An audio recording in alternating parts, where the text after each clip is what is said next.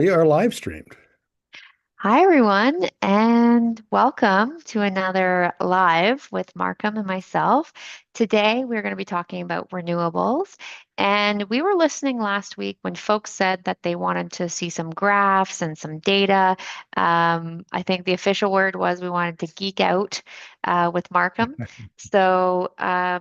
Yeah, I'm going to turn it over to you. Maybe you can just talk a little bit about renewables, where we're at, introduce the topic, and then I've picked some of my favorite graphs that I thought we could talk about. Well, one of the things that I think is apparent is that and I'm quoting Fatih Birol here, who's executive director of the International Energy Agency, when he said, the age of oil is done, is over.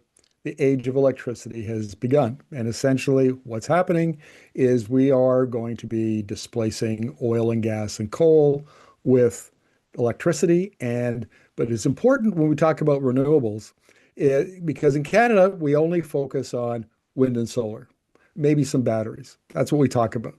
And the reason for that, I mean, there is a very good reason, is because historically we've had a very, very good power grid. We've had our power grid is clean. It's about 84% non-emitting. So we got hydro at 60% and nuclear at 17, and the rest is wind and solar and whatever else we have.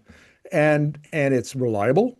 With the exception of Alberta, which has had some problems lately, but nevertheless, like I live in British Columbia, and it's stable here, and I can't think of another province that has a problem with outages or brownouts, anything like that. And it's been low cost. We have some of the lowest electricity prices on in the world here. So we already have the grid of the future. It's clean, Right. reliable, and low cost. So we haven't faced the pressures that other economies have. Like the Americans, for example, I interview a lot of American experts, a lot of entrepreneurs and startups and so on.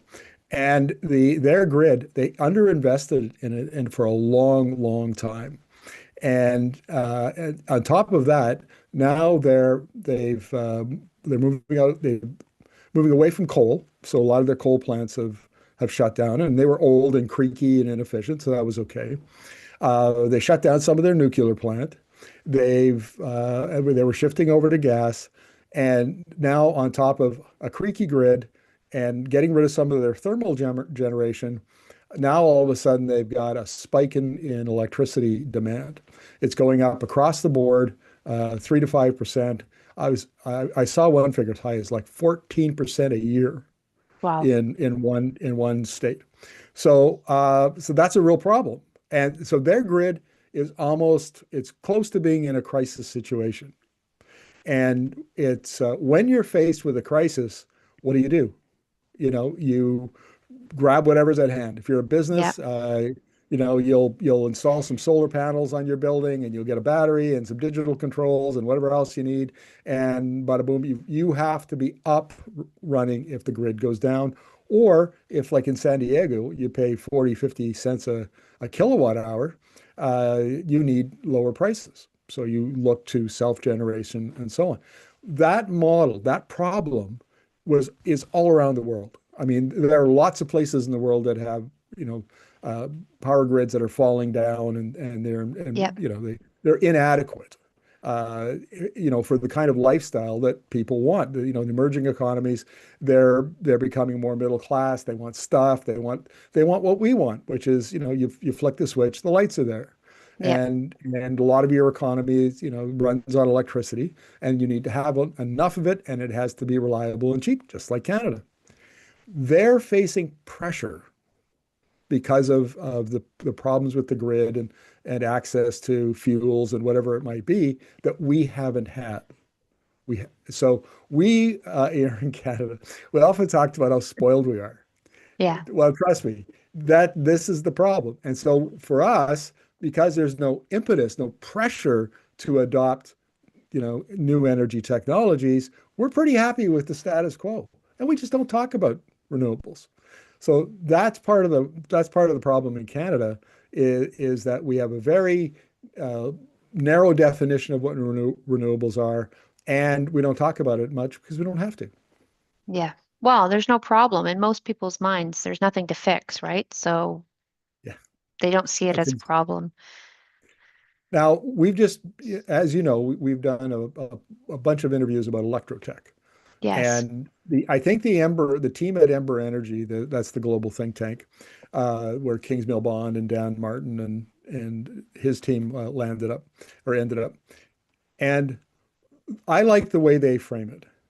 So when they talk about electrotech, they talk about we've got wind, solar, and batteries Yep. on the supply side. And that, of course, is in addition to nuclear and hydro and geothermal. Then on the demand side, you've now got, and we say here at Energy Media, the real revolution in energy is on the demand side because you could always make electricity, right? Been able to Right. make electricity for 125 years, but we didn't have devices that used electricity. We didn't have cars. We'd have them now. We didn't have, well, we had electric furnaces, but they were really, really expensive. Gas was much cheaper.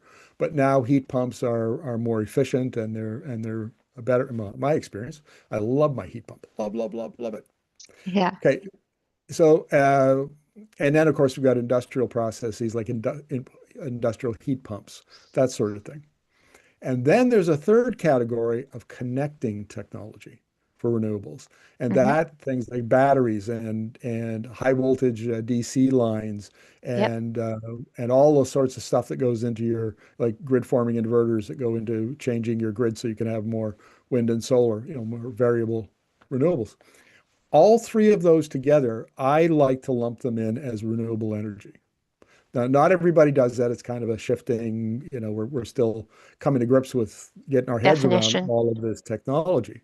Hmm. But if you think of the supply side, the demand side, the connecting bit, that's a really good frame for understanding the electrification of our economies. And we're just not there yet in Canada. But So that's the direction. That's where we're going. we've already got our first question up here from Neolithic Transit Revolution. He's always watching, so thanks for joining us again. Welcome Um, back. he's asking, do you think investment in distribution or transmission may be money wasted as distributed solar and batteries takes over the residential slash commercial market? Oh, that's such a good question. Thank you. Yeah. This gets debated amongst experts like academics all the time.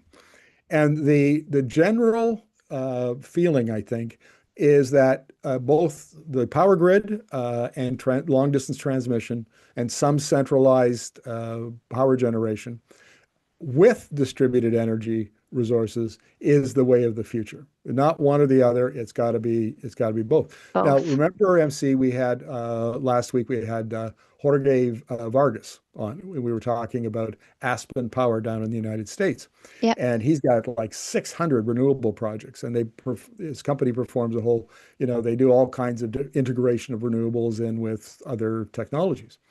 And his point was that distributed solar is now lower cost than gas.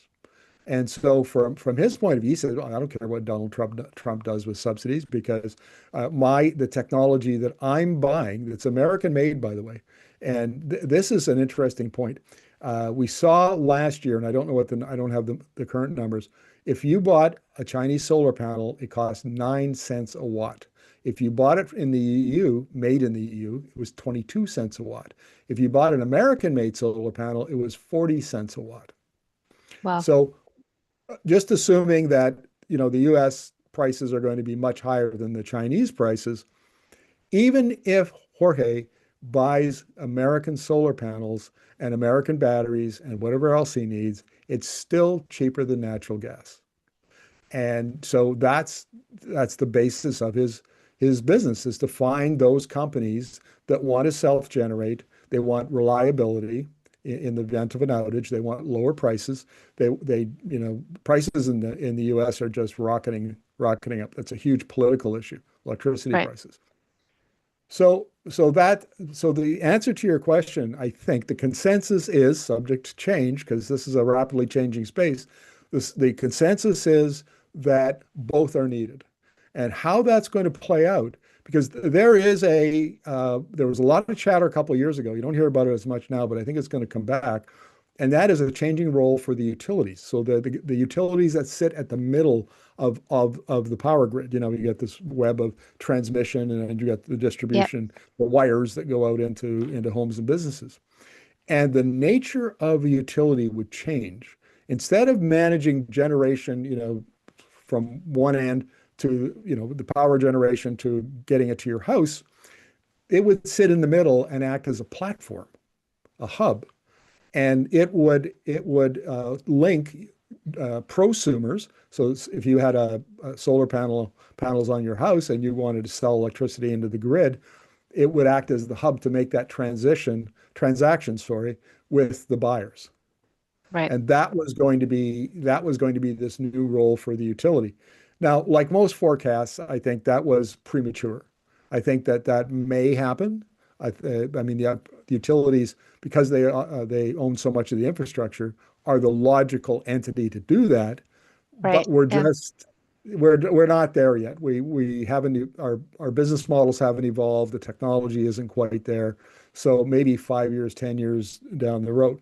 But what that speaks to is how rapidly this space is changing and how radically it could change based on these new technologies that are coming in, the business models that are coming in, some regulatory policy and regulatory reform that's coming in.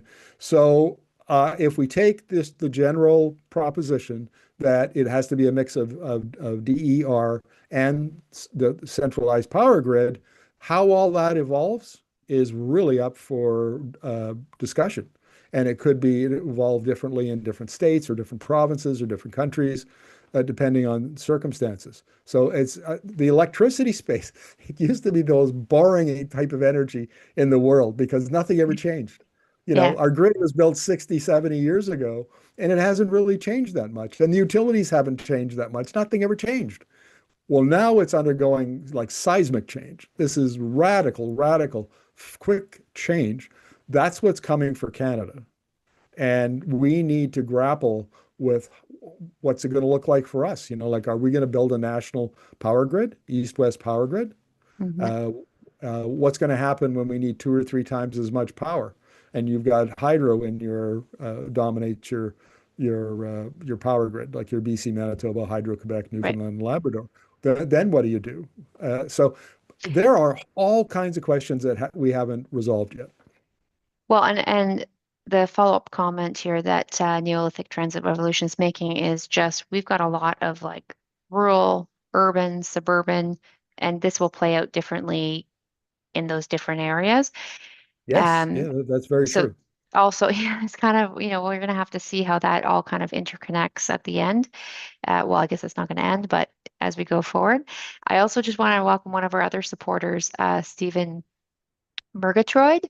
I'm sorry, Stephen, if I'm pronouncing your name wrong, but Doc, good to welcome. see you. No, Doc, hang on a second. Hang on a second. Doc, Stephen Murgatroyd and I have been social media friends for a long time. He's this curmudgeonly old, I think his degree is in psychology. And he's a really, really smart guy. And we've had chats over the years, and I really appreciate him. And now that you probably don't know this, but Facebook torched my 14-year-old, sorry, 16-year-old Facebook account. I Account. think I got targeted, and somebody complained, and so Facebook just deleted my account. Unbelievable. But anyway, he was one of the I Stephen was one of the guys that I used to enjoy talking to the most, and I really enjoyed his posts. So I'm very happy. Welcome to Facebook Live, our Facebook Live. Yeah, and Roy Johnstone has also joined us on Facebook. So, okay, I want to throw up I want to throw up one of these graphs so we can start looking at that. So I'm going to, This is new, by the way. We're responding to uh, comments that came from our last live last week, where folks wanted to geek out a little bit and see some numbers. Now, just today, MC, I should mention that both the International Energy Agency released its Renewables 2025 report, which looks out and forecasts the electricity, global electricity trends out to 2030. And Hmm. Ember Energy also released a renewables report. It was like a cornucopia of renewables studies that came out today. And I interviewed Raul Miranda from Ember about this stuff, but I'm just getting through the report, so you'll have to excuse me, folks. I haven't had a chance to spend a lot of time in the data yet. But this is not much has changed. And what I mean by that is that about 10 years ago, 10-ish years ago, the price curves for the three technologies. Can we go back to the last slide, Oh, sorry. MC, if you don't mind? No, Yep. that's fine. There we go. We'll just leave it there for a bit. So you can see the cost curves here and how much they've come down since 2014. So, Yep. roughly 10 years ago. 84% for batteries, 77% for solar, 58% for wind. And there's a reason for this. And this is really important because it's whenever you're debating oil and gas, folks, like I do from Alberta, they don't get this point. For them, uh, the cost of extracting oil and gas, transporting it to market, and processing it, and then burning it, combusting it to do whatever work they need to be done, works with an entirely different set of economics. Here, energy is not a commodity that you combust. It's a technology that captures and creates electricity from either the wind or the sun and stores in a battery. And so when you're making those technologies, energy is a technology, not a commodity. When you're making them, you make them in a factory and they have learning curves. And back in 1936, there was an American aerospace engineer who noticed that every time they doubled the production of airplanes in, I think it was Lockheed Martin, Hmm. then his labor costs went down 15% because people just learned by doing and they became better at what they were doing. So he published this. It became known as Wright's Law. And then over the years, economists have gone and applied it to other industries and made it more universal. And it's now become the learning effects or learning curves. And so basically, every time you double the deployment of something, the cost will go down a fairly consistent percentage, like 15 or 20%, maybe sometimes even 25%. So what you're looking at there is cost curves that are plummeting because the technology was deployed at scale. That's the key. And what it means is the as the deployment of these technologies increases into the future, and if you read the IEA report, we're talking about like the doubling of solar in the next 2 or 3 years, maybe even a year. The costs will continue to come down, and logically, I can see the armchair economist going, well, you can't go down to past zero. So, how does that work? It's once costs get really low, it's you're adding value. Right. So, for example, look at how cheap solar is. If we assume that solar panels in China cost 9 cents a watt, what happens when you get down to 1 cent a watt? Well, there are innovations coming in the solar space, like the application of perovskite. So perovskite is a mineral that will, if you integrate it into a solar panel, it will increase the efficiency of your panel from, which is now at about 22%, as theoretically as high as 39%. Now, you won't get 39%. You might get 30%, maybe 32, 33, somewhere in there. But that's a big jump from 22. And so that's the kind of you've got low cost panels already, and then they just get better and better and better.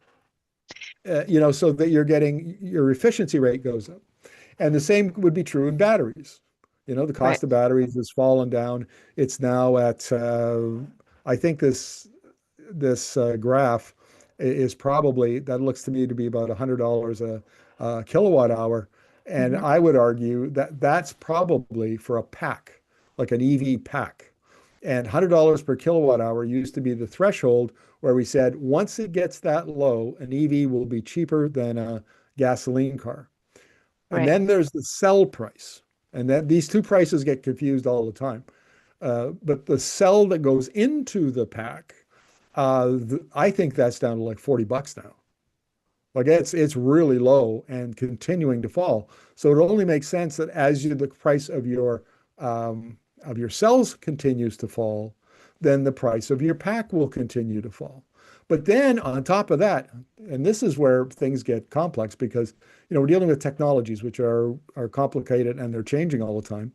There are now, we're seeing with some of the more sophisticated EVs, changes in how the pack is integrated into the EV.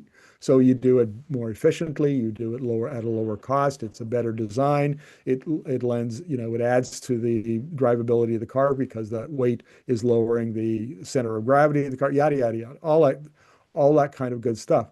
So even though your learning curves eventually kind of flatten out at the bottom, Right. you can still continue to add value for years and decades going forward. And all because you innovate, innovate, innovate, whether it's in manufacturing or whether it's in integration or whether it's, whatever it is. Well, And so, sorry, go ahead. no, I was just going to say what's interesting to me when I look at this battery graph is that we're basically approaching the internal combustion engine car sticker price break even point. So, I mean, obviously you said this, that these prices are going to continue to go down, but once we get to that point, I would assume that the adoption of EVs is going to increase because there's Right. And it already is in China. I mean, right, China now, 58% of vehicles sold in China, which is the second largest market in the world, next to the US, 58% are already EVs. And it was like 49% last year. And it's supposed to be the forecast from the IEA is it'll be 80% by 2030. So they're rapidly going to be changing over their auto fleet to EVs. Um, but there's an interesting wrinkle to batteries because the efficiency here is actually energy density. And mm, so energy density has been rising an average of about 7%. But there were like chemistries like lithium iron phosphate, which is now very popular in China and starting to filter its way into other markets. Lithium iron phosphate was a lot cheaper. It was a lot safer because it was less susceptible to thermal runaways and fires.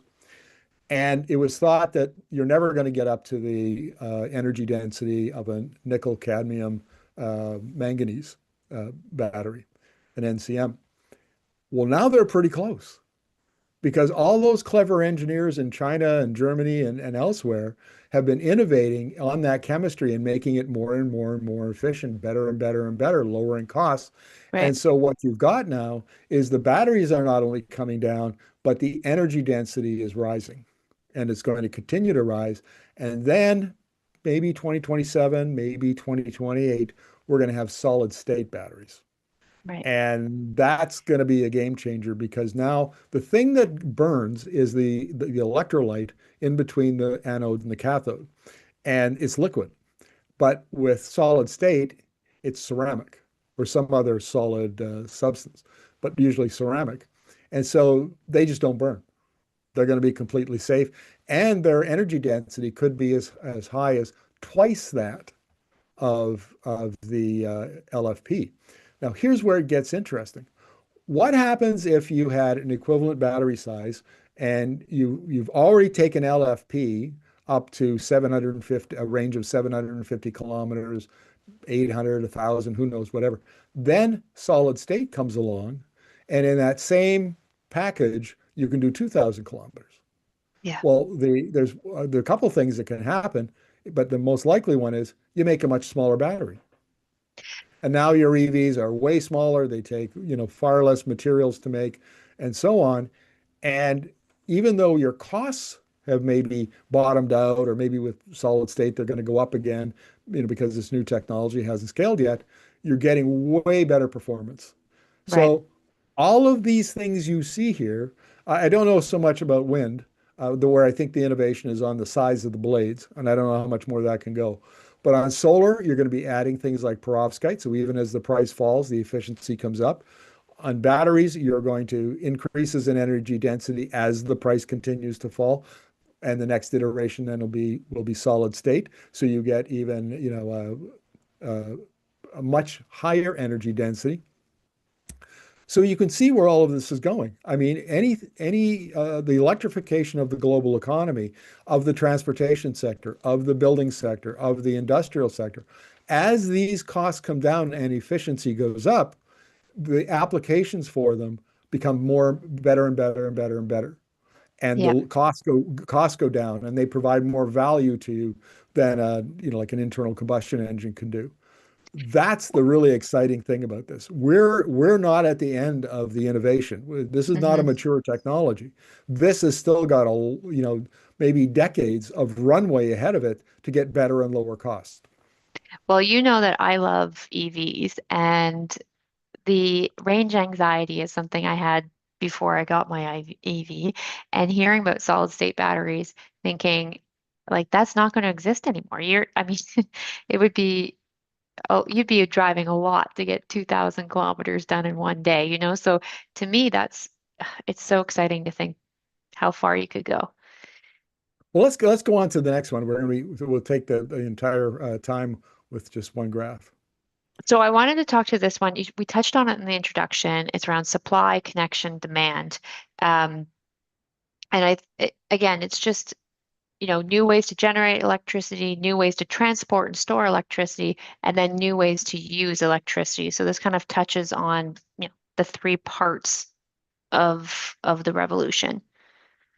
Yes, exactly. All the things we talked about are illustrated in the S curves, the adoption curves that we see here Right. on the screen.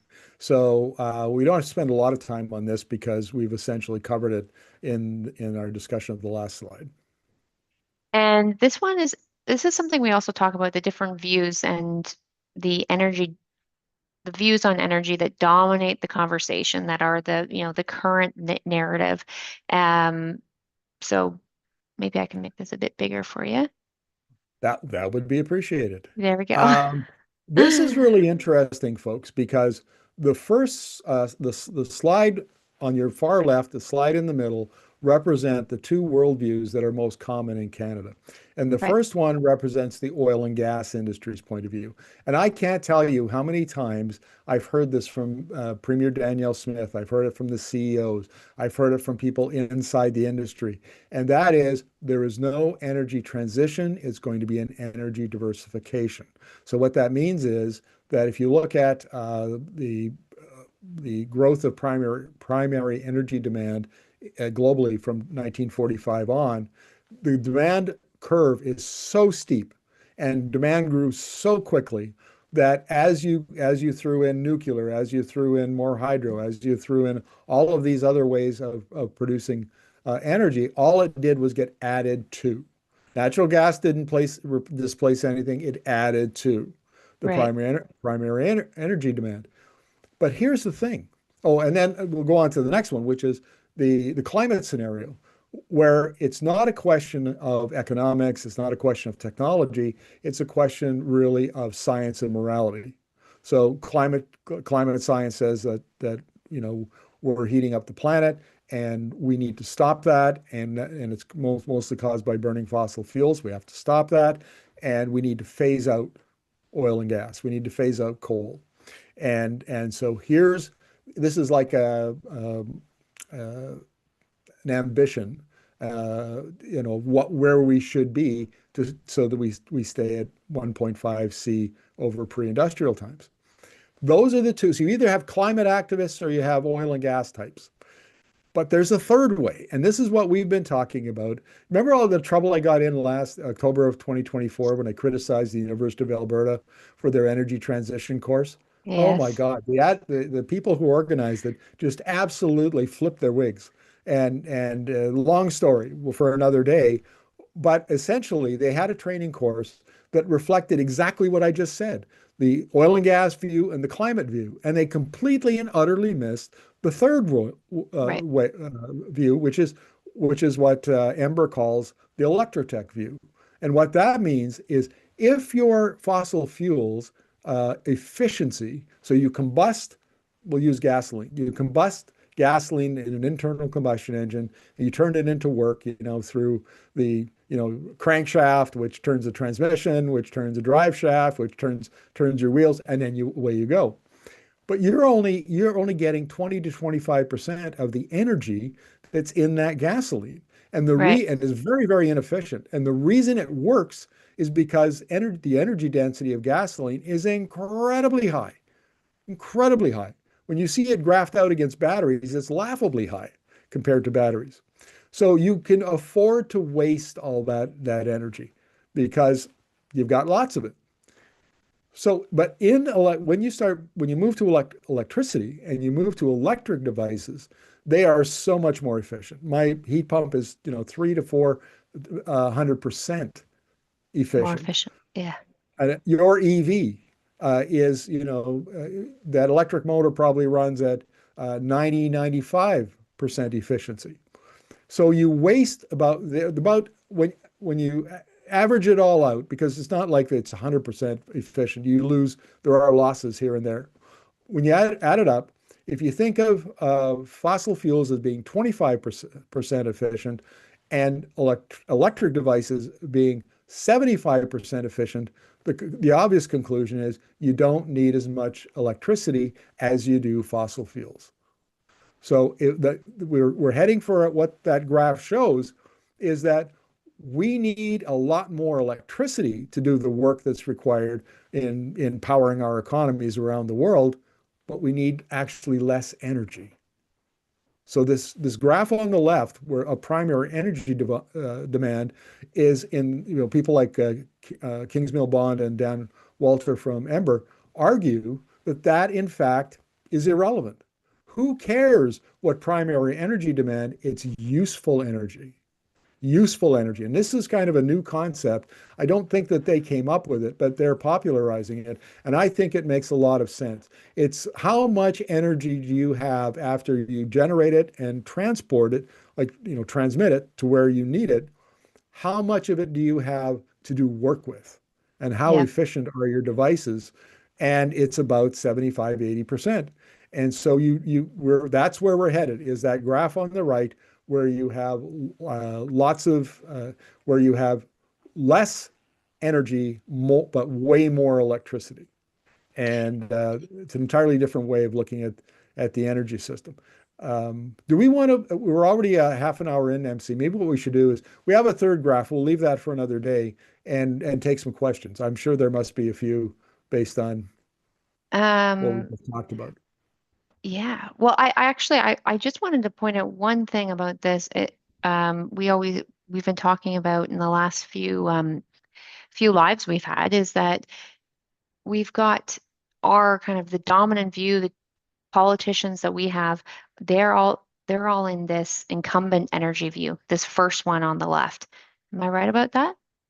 You absolutely are. That's a really, really good point, because if you want to understand why Danielle Smith argues for, 5 pipelines, one of them to the West Coast, and expansion of the Alberta oil industry, if you'd want to understand why Federal Energy Minister Tim Hodgson is on board with that and wants to see it happen, to Right. understand all of that, you have to understand that when they think of energy, when they conceive of it, they think of it as that first one, the primary energy demand.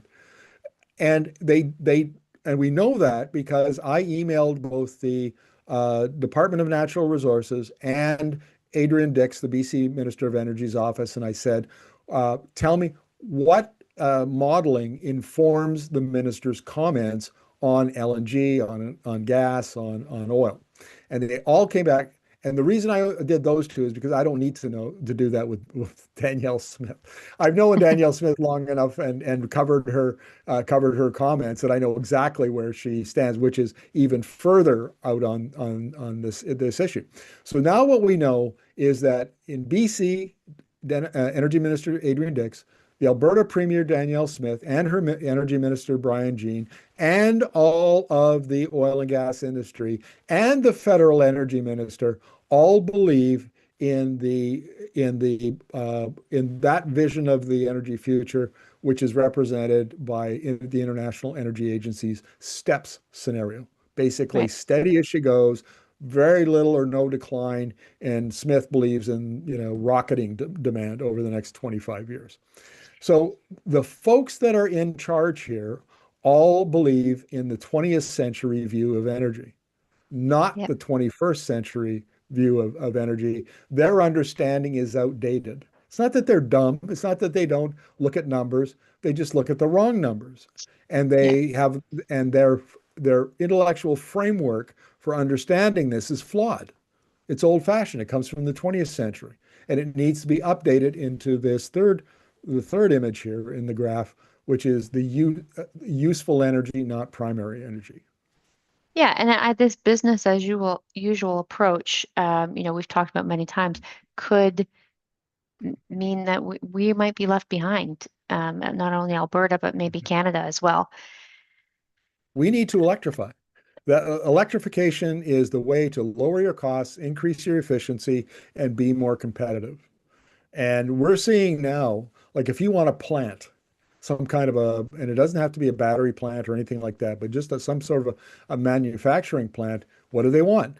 They want cheap, clean, reliable electricity. That's number one on the list. If you want to site a plant and you attract, hundreds of millions or billions of dollars of investment.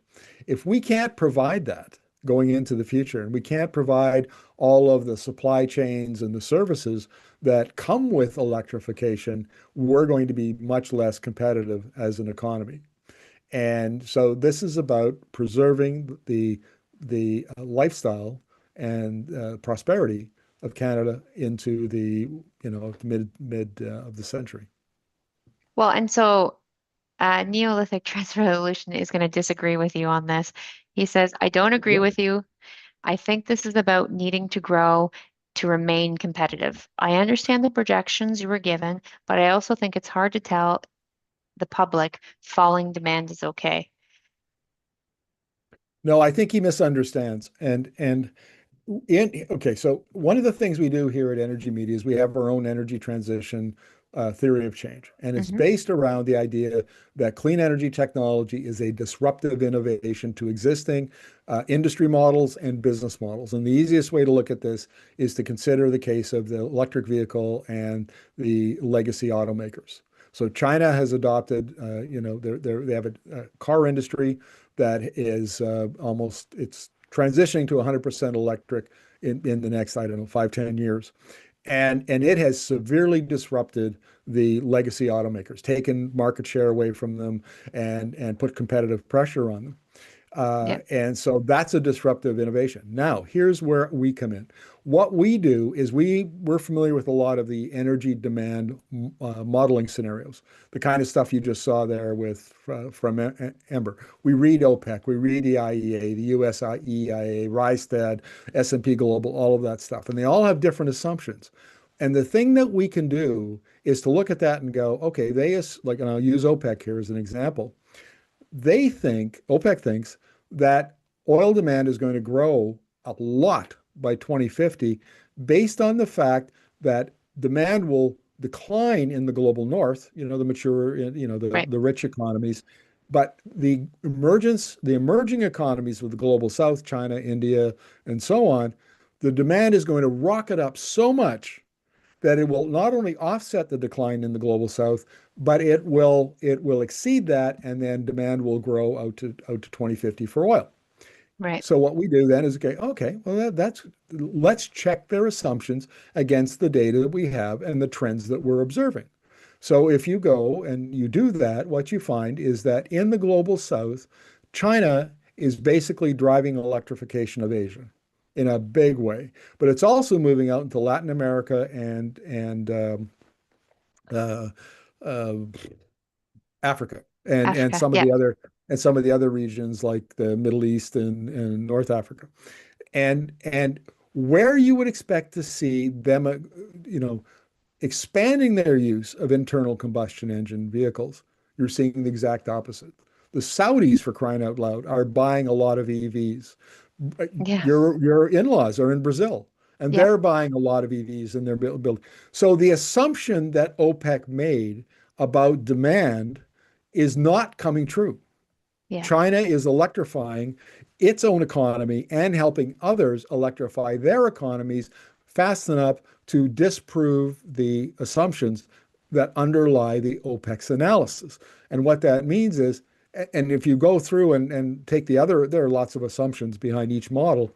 What you find is, in our opinion, the International Energy Agency's APS scenario is the Right. most likely. It's the middle scenario that shows peak at 2030, a plateau into the early 2030s, and then rapid decline after that, very rapid decline after that, for both oil and for gas.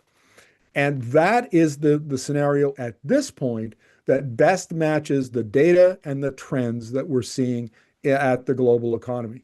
So, and I don't mean to be insulting, but claiming that demand this, demand that, yada, yada, all that kind of stuff without data, without a framework within which to understand it, it just doesn't convince me. Well, Like, Anthony here on the comments is making a good point. He's like falling consumption for oil is the problem because the demand for energy is not going away.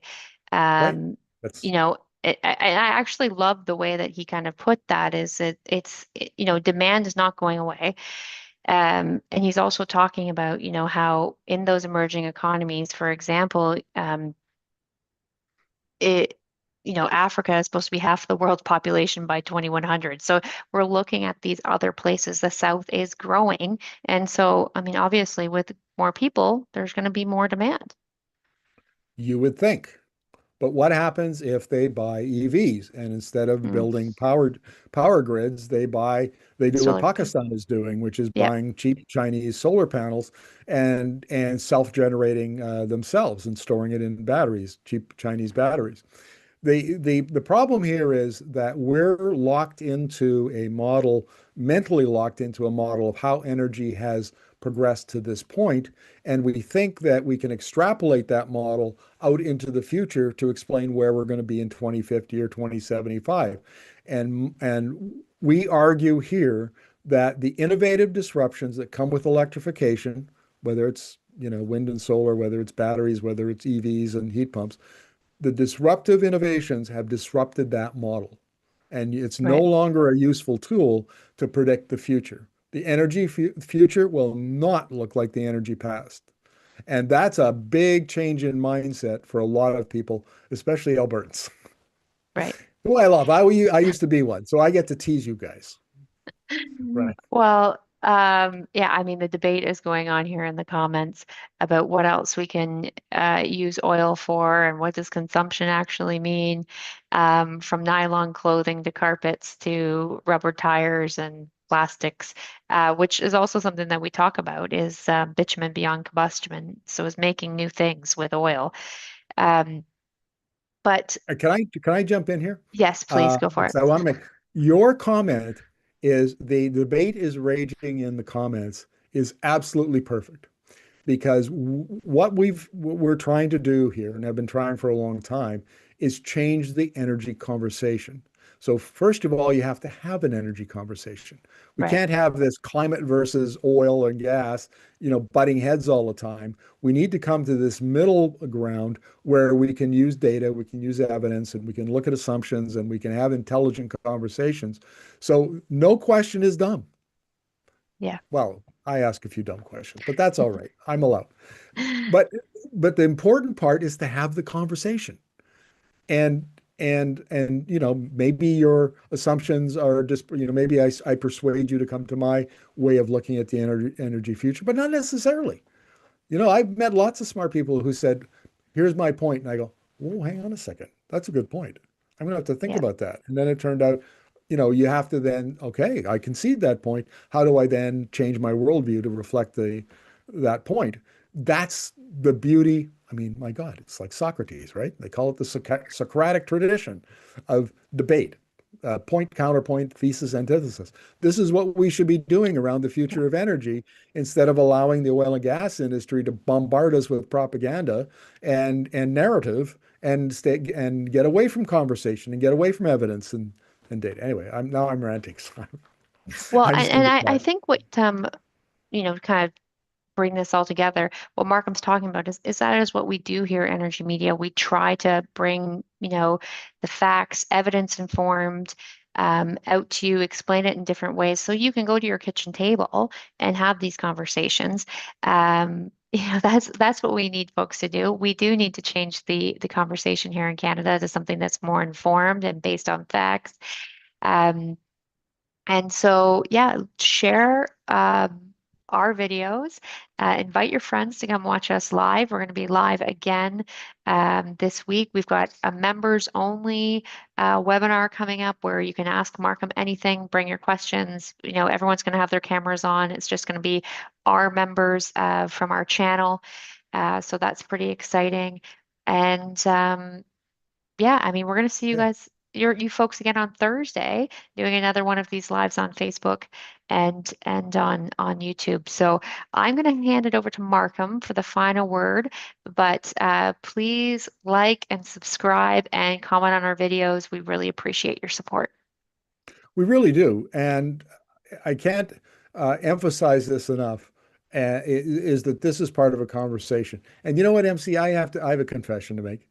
A lot of our conversations take place on social media, and I'm not the best social media commentator. I'm very short-tempered on social media. I lose my, it's just the way I'm wired. I'm much better when I'm sitting across from somebody, reading their social cues and that kind of thing. So Right. Yeah. if I've offended anybody, and I'm sure I have offended some of you at some point on Twitter or Facebook, I apologize. It's a bad habit of mine. Nobody's perfect. That's my flaw. But we need to have, nevertheless, even though I'm a crappy debater on social media, we still need to keep the debate going. We Yep. need to have the conversation. And one of the things, MC, that really pleases me is the number of DMs I'm getting on my socials and a number of emails I'm getting. And I'm sorry, I apologize if I haven't been able to get back to you folks. I'm just swamped. I don't have a lot of bandwidth these days, but I do get them and I do read them and I really appreciate them. Keep them coming. This is part of how we have a conversation. Yeah, absolutely. And those emails as well. I don't reply to every one of them, but we do read them. And I always appreciate when folks bring subjects up that they want to learn more about, or give us some ideas about, research that we should be doing. So please keep those coming in because I really appreciate them. And Send your with cards and that, letters. yeah, please. And with that, I think we'll end the live for today, and we'll see everybody on Thursday. Take